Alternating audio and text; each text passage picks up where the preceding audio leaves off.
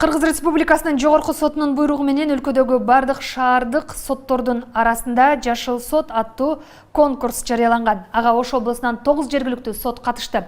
Сынактын алкагында ар бир сот ишембилик өткөрүп, айлана чөйрөнү жашылдандырышкан. Мекеменин аймагындагы таштандыларды тазалап, гүл отургузушкан. Конкурстун жыйынтыгында Ош облусунан 3 жергиликтүү сот алдыңкы орунга чыгып, кийинки турга жолдомо алышты.